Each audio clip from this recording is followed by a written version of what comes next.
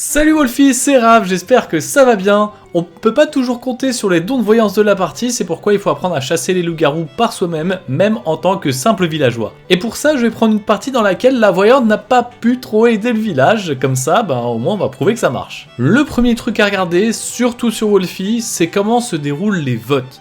On va chercher à savoir qui a voté en premier, qui a suivi et quand, on va voir que ça a son importance, qui ne vote jamais, qui vote toujours, qui hésite. Donc on peut voir juste ici les votes du tour 1, on peut voir que SP14, Crisser et Raph, c'est-à-dire moi, ont lancé en premier une attaque.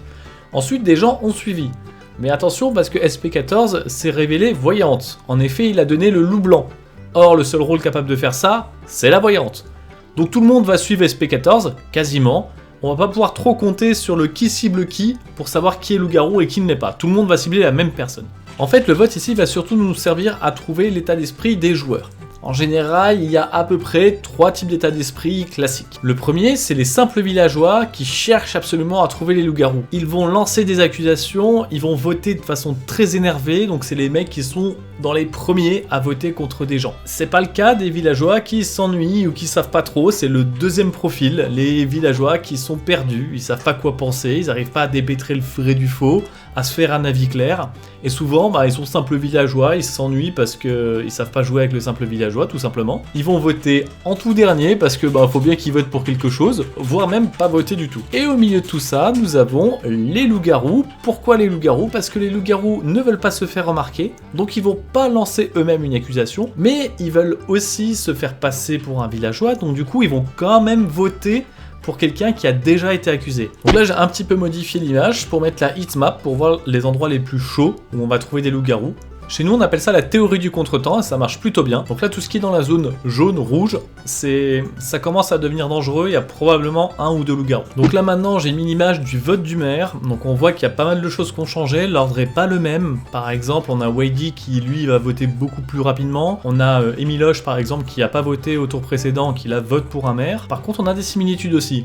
Et on constatera que ces similitudes sont au niveau de la zone dangereuse, c'est-à-dire que là on a Forose et Théophile qui sont encore en train de voter dans la zone de contretemps. Donc, 2 fois d'affilée, ça commence à être quand même très très louche. Maintenant on regarde le vote du deuxième tour, et là on constate qu'encore une fois Théophile est en plein milieu de la zone de contretemps. Forose c'est un petit peu moins évident parce qu'il a hésité, donc il a voté, il a dévoté, il a revoté, mais il est dans les deux bordures du contretemps, donc ça ne l'innocente pas non plus. Et on voit aussi que Emiloche, qui vote pour la deuxième fois dans une zone à risque aussi. Donc on va le garder à l'œil ce coco, et Théophile, très probablement loup-garou.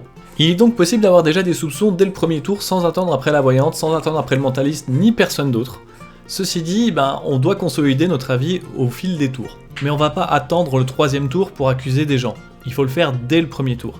Et pour ça, on va utiliser l'autre élément qu'on n'a pas encore utilisé ici, c'est le chat. Dans le chat, on va essayer de chercher qui attaque, qui fait le perroquet, qui suit, qui parle pour ne rien dire, qui ne parle pas. C'est des choses super intéressantes qu'il faut absolument chercher. S'il est important de trouver les loups-garous, c'est encore plus facile de le faire lorsqu'on a trouvé des innocents. Là, on voit les premiers mots de la partie, et on constate que Wadey et Bang Bang sont étonnés de l'action du loup noir. Le loup noir qui a infecté quelqu'un dès la première nuit. Un loup-garou aurait pas pris le risque de se démarquer aussi vite dans la journée, et en plus on constate qu'ils sont étonnés, ils cherchent à comprendre ce qui se passe.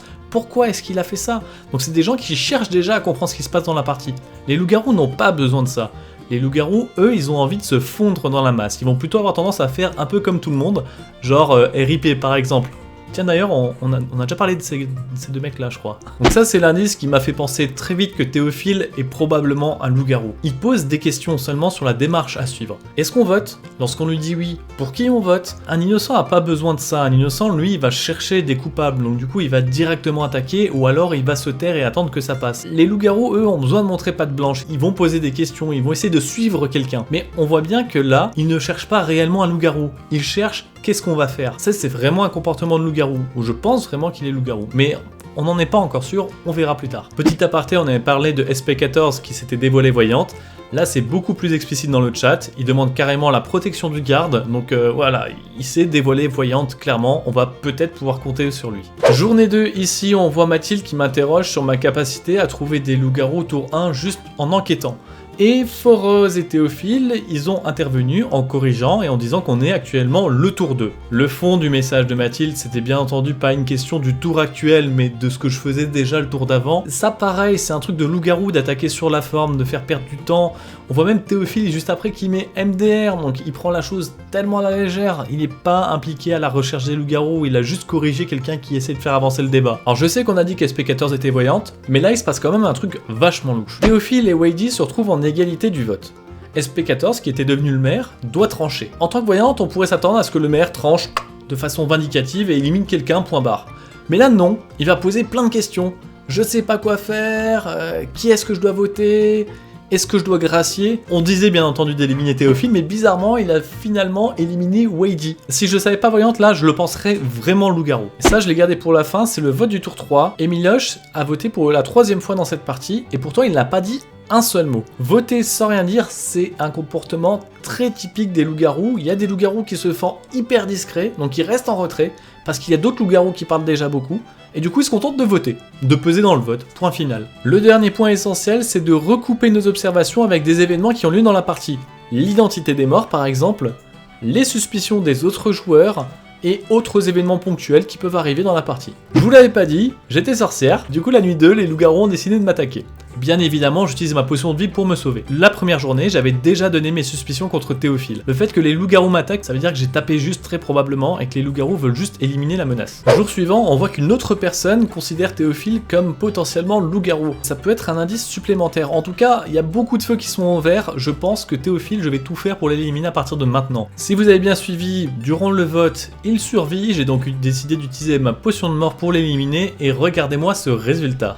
Non seulement Théophile était loup-garou, mais en plus il était amoureux avec la voyante SP14 qui était lui-même infecté. On avait bien là un comportement bizarre de la part de SP14 qui en faisait vraiment un loup-garou, on ne s'est pas trompé. Nos observations nous avaient mené à trouver Forose un peu bizarre et Bang Bang complètement innocent. À la mort du Fossoyeur, on a la possibilité d'avoir un loup-garou soit chez Bang Bang, soit chez Forose. Et bien ça va renforcer mon opinion dans le fait que Forose est probablement un loup-garou. Finalement, à la fin de cette partie, on avait en effet Forose et Miloche qui étaient les derniers loups-garous et ils ont été rapidement éliminés, ce qui est plutôt une bonne chose. On a désormais plein d'outils sympas pour trouver des loups-garous sans don de voyance particulier. Si vous voulez vous entraîner, je vous recommande de mettre un minimum de 4 simples villageois pour une partie de 12 joueurs et d'augmenter significativement le nombre de simples villageois quand vous rajoutez des joueurs. Aussi, n'oubliez pas que le loup-garou est un jeu statistique. Jamais aucune méthode ne vous permettra de trouver à coup sûr un loup-garou. Ceci dit, certaines méthodes vont vous permettre de trouver des loups-garous plus souvent et ça va d'autant plus vous aider quand la voyante est infectée par exemple. J'espère que ces conseils vous auront plu. Sur notre chaîne YouTube, on en propose beaucoup. On est une chaîne spécialisée dans le loup-garou. Tapez Rafeju-la meute dans votre barre de recherche sur YouTube où tous les détails sont en description de la vidéo. On se retrouve bientôt pour des parties sur Wolfie et le village Chandor.